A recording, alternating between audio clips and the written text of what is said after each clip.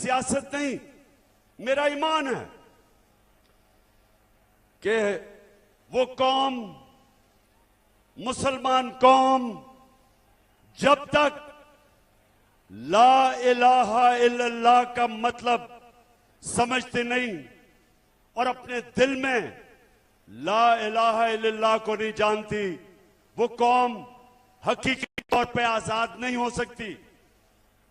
जब तक वो जो अल्लाह से दावा करती है कि अल्लाह तेरे सिवा हम किसी के सामने नहीं झुकेंगे, ये दावा होता है आजादी का।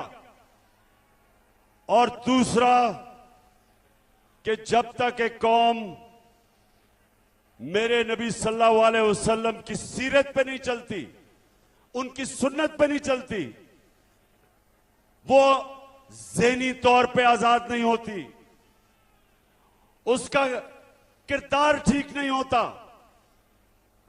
जब तक वो सीरत नबी पे नहीं चलती, मेरे नबी की सुन्नत पे नहीं चलती, अंदरूनी तौर पे वो कौम आजाद नहीं होती। तो ये मेरा ईमान है कि हमने पाकिस्तानियों अपने आप को ला इलाहा इल्लल्लाह से आजाद करना है। किसी सुपर पावर की गुलामी नहीं करनी, किसी के खौफ से उनकी जंग में शिरकत नहीं करनी। जो पख्तूनख्वा ने सबसे ज्यादा कुर्बानी दी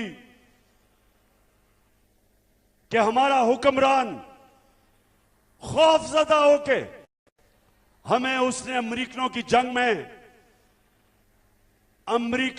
जंग में शिरकत करवा के 80,000 पाकिस्तानियों की कुर्बानी दी, जिधर पख्तूनख्वा ने सबसे ज्यादा कुर्बानी दी।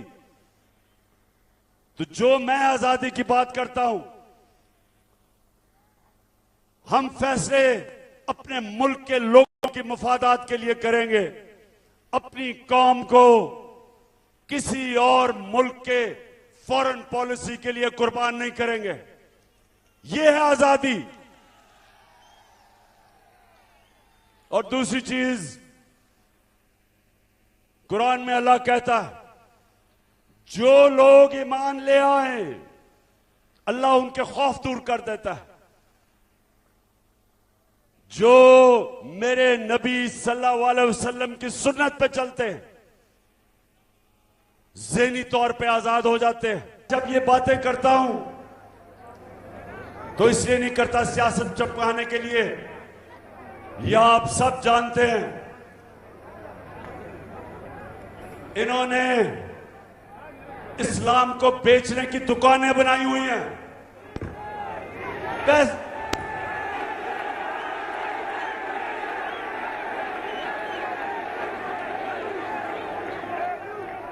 फजल रहमान को पैसा दो, कोई भी फतवा डलवा लो।